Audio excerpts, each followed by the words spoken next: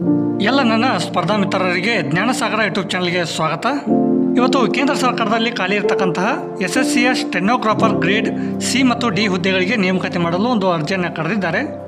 So ಇದರ ಬಗ್ಗೆ ಒಂದು ಡೀಟೇಲ್ ಆಗಿರ್ತಕ್ಕಂಥ ಮಾಹಿತಿಯನ್ನು ಈ ವಿಡಿಯೋನಲ್ಲಿ ತಿಳ್ಕೊತಾ ಹೋಗೋಣ ಬನ್ನಿ. ಇನ್ನು ಈ ಒಂದು ಹುದ್ದೆಗಳಿಗೆ ಅಪ್ಲಿಕೇಶನ್ ಹಾಕೋದಕ್ಕೆ ಸ್ಟಾರ್ಟಿಂಗ್ ಡೇಟ್ ಬಂದುಬಿಟ್ಟು 6/6/2025ರಿಂದ ಲಾಸ್ಟ್ ಡೇಟ್ ಬಂದುಬಿಟ್ಟು 26/6/2025ರವರೆಗೆ ಒಂದು ಅಪ್ಲಿಕೇಶನ್ಗಳನ್ನು ಹಾಕೋದಕ್ಕೆ ಒಂದು ಅವಕಾಶವನ್ನು ಕೊಟ್ಟಿರ್ತಕ್ಕಂಥದ್ದು.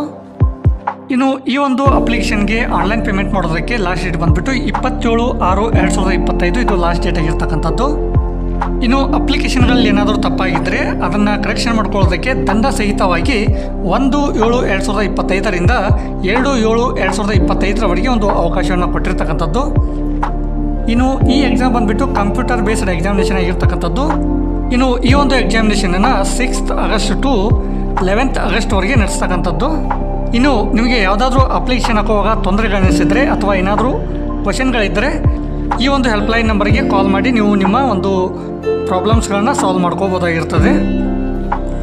ಇನ್ನು ಮುಂದಿನದಾಗಿ ಇಲ್ಲಿ ಖಾಲಿ ಇರ್ತಕ್ಕಂಥ ವ್ಯಾಕೆನ್ಸೀಸನ್ನು ನೋಡೋದಾದರೆ 261 ಹುದ್ದೆಗಳು ಖಾಲಿ ಇರ್ತಕ್ಕಂಥದ್ದು. ಇನ್ನು ಏಜ್ ಲಿಮಿಟನ್ನು ನೋಡೋದಾದರೆ ಇಲ್ಲಿ ಸ್ಟೆನೋಗ್ರಾಫರ್ ಗ್ರೇಡ್ ಸಿ ಹುದ್ದೆಗಳಿಗೆ 18ರಿಂದ 30 ವರ್ಷದ ಒಳಗಾಗಿ ಅವರ ಒಂದು ವಯೋಮಿತಿ ಇರಬೇಕಾಗಿರ್ತದೆ. ಇನ್ನು ಸ್ಟೆನೋಗ್ರಾಫರ್ ಗ್ರೇಡ್ ಡಿ ಹುದ್ದೆಗಳಿಗೆ 18ರಿಂದ 27 ವರ್ಷದ ಒಳಗೆ ಅವರ ಒಂದು ವಯೋಮಿತಿ ಇರಬೇಕಾಗಿರ್ತದೆ. ಇಲ್ಲಿ ಕೆಲವು ಕೆಟಗರಿಗಳಿಗೆ ಒಂದು ಏಜ್ ರಿಲ್ಯಾಕ್ಸೇಷನ್ ಕೂಡ ಕೊಟ್ಟಿದ್ದಾರೆ. ಇಲ್ಲಿ SC ST ಅವರಿಗೆ 5 ವರ್ಷಗಳ ಕಾಲ ಒಂದು ಏಜ್ ರಿಲ್ಯಾಕ್ಸೇಷನ್ ಇರ್ತಕ್ಕಂಥದ್ದು. ಇನ್ನು OBC ಅವರಿಗೆ 3 ವರ್ಷಗಳ ಕಾಲ, PWD ವಿತ್ ಅನ್ರಿಸರ್ವ್ಡ್ ಆಗಿದ್ದರೆ ಅವರಿಗೆ 10 ವರ್ಷಗಳ ಕಾಲ ಒಂದು ಏಜ್ ರಿಲ್ಯಾಕ್ಸೇಷನ್ ಇರ್ತದೆ. ಇನ್ನು PWD ವಿತ್ OBC ಇದ್ದರೆ 13 ವರ್ಷಗಳ ಕಾಲ ಒಂದು ಏಜ್ ರಿಲ್ಯಾಕ್ಸೇಷನ್ ಇರ್ತಕ್ಕಂಥದ್ದು. ಇನ್ನು PWBD ವಿತ್ SC ST ಆಗಿದ್ದರೆ ಅವ್ರಿಗೆ 15 ವರ್ಷಗಳ ಕಾಲ ಒಂದು ಏಜ್ ರಿಲ್ಯಾಕ್ಸೇಷನ್ ಇರ್ತಕ್ಕಂಥದ್ದು. ಇನ್ನು ಎಕ್ಸ್ ಸರ್ವಿಸ್ ಮ್ಯಾನ್ ಅಂತ ನೋಡ್ತೀವಿ, ಇವರಿಗೆ 3 ವರ್ಷಗಳ ಕಾಲ ಒಂದು ಏಜ್ ರಿಲ್ಯಾಕ್ಸೇಷನ್ ಇರ್ತಕ್ಕಂಥದ್ದು.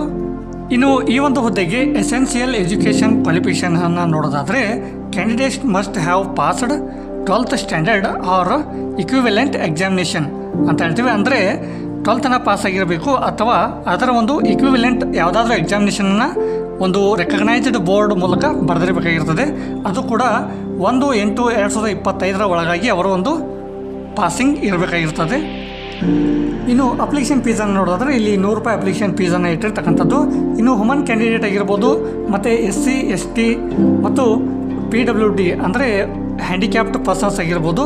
ಅದರ ಜೊತೆಗೆ ಎಕ್ಸ್ ಸರ್ವಿಸ್ ಮ್ಯಾನ್ ಅಭ್ಯರ್ಥಿಗಳಿಗೆ ಯಾವುದೇ ರೀತಿಯಾಗಿರ್ತಕ್ಕಂಥ ಒಂದು ಅಪ್ಲಿಕೇಶನ್ ಫೀಸ್ ಇರೋದಿಲ್ಲ. ಇನ್ನು ಸ್ಕೀಮ್ ಆಫ್ ಎಕ್ಸಾಮಿನೇಷನನ್ನು ನೋಡೋದಾದರೆ ಈ ಎಕ್ಸಾಮಿನೇಷನ್ ಬಂದುಬಿಟ್ಟು ಕಂಪ್ಯೂಟರ್ ಬೇಸ್ಡ್ ಎಕ್ಸಾಮಿನೇಷನ್ ಆಗಿರ್ತಕ್ಕಂಥದ್ದು. ಇಲ್ಲಿ ಬರ್ತಕ್ಕಂಥ ಒಂದು ಸಬ್ಜೆಕ್ಟನ್ನು ನೋಡೋದಾದರೆ ಜನರಲ್ ಇಂಟೆಲಿಜೆನ್ಸ್ ಆ್ಯಂಡ್ ರೀಸನಿಂಗ್ ಅಂತ ನೋಡ್ತೀವಿ. ಇಲ್ಲಿ 50 ಕ್ವಶನ್ಗಳಿರ್ತಕ್ಕಂಥದ್ದು, ಟೋಟಲಾಗಿ 50 ಮಾರ್ಕ್ಸ್ ಇರ್ತಕ್ಕಂಥದ್ದು. ಇನ್ನು ಜನರಲ್ ಅವೇರ್ನೆಸ್ ಬಂದುಬಿಟ್ಟು 50 ಕ್ವಶನ್ಗಳಿರ್ತಕ್ಕಂಥದ್ದು, 50 ಮಾರ್ಕ್ಸ್ ಇರ್ತಕ್ಕಂಥದ್ದು. ಇನ್ನು ಇಂಗ್ಲೀಷ್ ಲ್ಯಾಂಗ್ವೇಜ್ ಮತ್ತು ಕಾಂಪ್ರಿಹೆನ್ಷನ್ ಅಂತ ನೋಡ್ತೀವಿ, ಇಲ್ಲಿ 100 ಕ್ವಶನ್ಗಳು ಇರ್ತಕ್ಕಂಥದ್ದು ಮತ್ತು 100 ಮಾರ್ಕ್ಸ್ ಇರ್ತಕ್ಕಂಥದ್ದು. ಇದಕ್ಕೆ ಟೋಟಲ್ ಆಗಿ ಬಂದುಬಿಟ್ಟು 2 hours ಡ್ಯೂರೇಷನ್ ಇರ್ತಕ್ಕಂಥದ್ದು. ಈ ಒಂದು ನೋಟಿಫಿಕೇಷನ್ನ ವಿಡಿಯೋನ ಕೆಳಗಡೆ ಡಿಸ್ಕ್ರಿಪ್ಷನ್ ಬಾಕ್ಸಲ್ಲಿ ಕೊಟ್ಟಿರ್ತೀನಿ. ಸೊ ಅಲ್ಲಿ ಹೋಗಿ ಡೌನ್ಲೋಡ್ ಮಾಡ್ಕೊಂಡ್ಬಿಟ್ಟು ಒಂದ್ಸಲ ಕರೆಕ್ಟಾಗಿ ನೋಡ್ಕೊಂಡ್ಬಿಟ್ಟು ಆಮೇಲೆ ಅಪ್ಲಿಕೇಶನನ್ನು ಹಾಕೊಳ್ಳಿ ಅಂತ ಹೇಳ್ತಾ, ಇದೇ ರೀತಿಯಾಗಿರ್ತಕ್ಕಂಥ ಮೋರ್ ಇನ್ಫಾರ್ಮೇಟಿವ್ ವೀಡಿಯೋಸ್ಗಳಿಗಾಗಿ ನಮ್ಮ ಚಾನಲನ್ನು ಸಬ್ಸ್ಕ್ರೈಬ್ ಮಾಡ್ಕೊಳ್ಳಿ ಮತ್ತು ಬೆಲ್ ಬಟನ್ ಒತ್ತೋ ಮೂಲಕ ನೋಟಿಫೈ ಅಂತ ಹೇಳ್ತಾ ಇಲ್ಲಿಗೆ ಈ ವಿಡಿಯೋನ ಮುಗಿಸ್ತಾ ಇದ್ದೀನಿ. ಧನ್ಯವಾದಗಳೊಂದಿಗೆ ಜೈ ಹಿಂದ್, ಜೈ ಕರ್ನಾಟಕ.